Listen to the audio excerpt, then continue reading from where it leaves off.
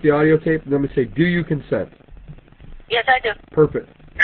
So just tell me your story. How did you get to the point where you started your own business? Like, what were you doing before it, and then, you know, maybe what caused you to want to be a business owner?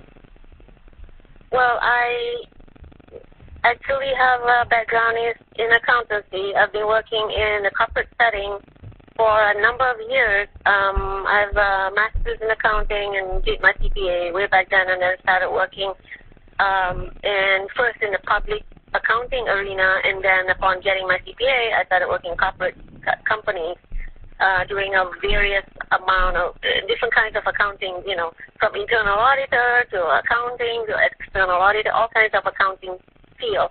But after a while, I find that my growth is limited, for one thing, and it could be a bunch of factors. For one thing, I didn't grow up in this country. I grew up in Malaysia, so that's some maybe cultural barriers that I feel that I'm not able to break through. Okay. And then also I got to a point where, as usual, it was more of a women issue. Family comes into play. You know, I had 2 kids by the time I went to public accounting, which is very rigorous in the hours. So, you know, I had to wind down a lot. Upon getting my CPA, I had to kind of get out of that sphere where it's very taxing in terms of the hours put. So I went into a private industry. But even then, the profession hasn't really changed. They give lip service about work-life balance, but like I said, it wasn't really implemented. So that's a big area there. And I was getting a little very discontent because a lot of times the way that I display my strengths the best way I can do is not perceived as such in corporations that are run by people who are subjective. You know, I wasn't getting anywhere in terms of proving myself and getting ahead in the way that I best know how. So all those kind of pulled together into dissatisfaction. I was doing my best. I was gaining in experience, yes. I was gaining in experience, you know, the usual salary growth and things like that, but I was not content. So 4 years ago, I was at a company in Middlebury, and I just got on board as an internal auditor. Great company, great potential. It took me a lot of thought and reflection to get on the company. And so I came in like really motivated to work with like the best professionals. Literally, after 3 months of getting on board, the whole company announced that they have they call it global transformation, aka restructuring. Right. I feel like getting so motivated. So that kind of like put my balloon just kind of deflated. And I think that was the beginning of like 2 years of me being in that company. We went through wave after wave of layoffs, and here I am like hanging on and didn't get affected. But that's when I started thinking, you know what, I'm just going to do my own thing. I just can't be the system. It's been like 15 years of trying my best in a corporate setting. It's just somehow not working it out with me. Maybe other people have stellar careers in the corporate world, but somehow there's something I'm doing or not doing the best that I can is not working out. Right. And, so I started forming my company, and I'm thinking that with the wave of restructuring, either they lay me off, at least I have a client base already, or, something to tide me over while I get another job or whatever it may be. So I started forming my company called Sharpline Accounting Services, LLC. This is back in 2014. Weird thing is, I didn't get affected by the layoffs, but after forming my company and I was starting to get my client base, working out my marketing strategy while still working full-time and juggling family, I actually became a single parent as well, years ago. So there's quite a lot of juggling there. But while doing so, another company contacted me for a job, a better job. So I had what they call a positive dilemma. Right, so I wasn't ready to launch my company full scope. So I ended up switching jobs to another company, which I worked all the way till last year, 3 years in that company. So my business became kind of not to say stagnant. I had one or two clients, but I wasn't working it completely. So it's been dormant till last year when I got laid off by that other company that I worked on.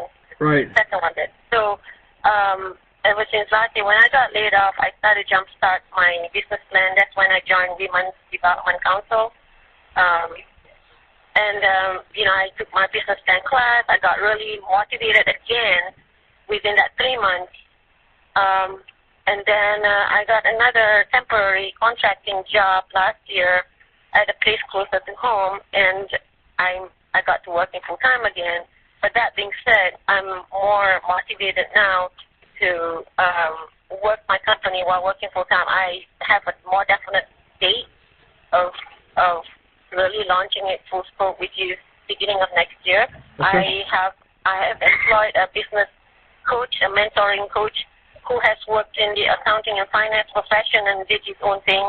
After a while, too, he's teaching his clients to do the same thing. So I'm getting help, I'm getting coaching, I'm getting more network working. So, and currently I have one client that, like I said, I'm not really working full time on my company, but my company has been launched. It's operating. It's just not really operating, like full scope right now. But I'm really putting some targets because I don't see myself as getting into a full time, like still retirement.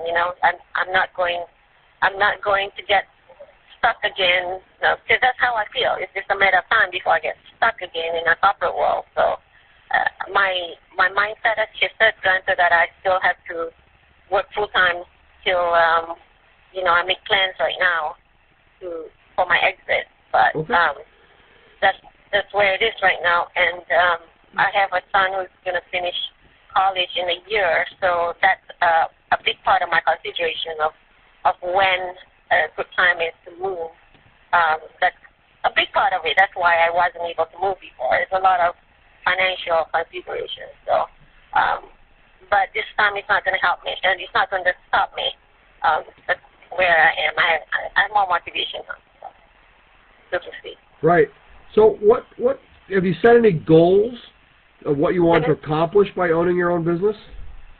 My goals for personal and business, like personal goals, is to have a higher income than I could achieve while working for an employer down the road, and also to target my clients where I'd like to really help women-owned businesses. There's a lot of need for that from me joining the Development Council and getting to know the people there, and networking with the women who took courses there.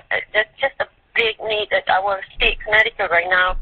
The businesses that are booming, a lot of it are run by women who realize that they need to have the earning potential, particularly women who have older kids and they've gone to school and they want a little bit of income versus depending on their partners, or people who are single like me who are literally on their own, and women who just have to make it on their own. So I see that's a huge need, and that's also a lot of empowerment that's needed for women to start their own thing, even if they are well provided for. Sure. Women can start their own business, and that's where accounting and finance can come in play, because basically a lot of people don't want to deal with it, especially if they're not into it. If people want to sell, I don't know, if a woman wants to be a florist, who cares about managing her bookkeeping, right? She needs someone like me. I'm targeting small business owners that don't have the funds to really employ a big CPA firm, but yet they sorely need help in growing a business. So that's my target right now. So now you're just getting started, though, and that's okay.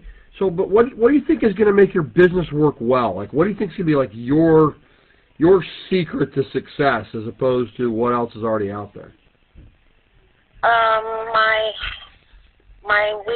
My value would be to convey that I'm really interested in helping them personally in developing their business, versus just delegating their work to a big, like a big team working behind the scenes. Okay. More of like a personable touch. Like I said, I'm still developing this strategy, but like I say, a lot of the small businesses need that kind of personal help where they know that they can trust it.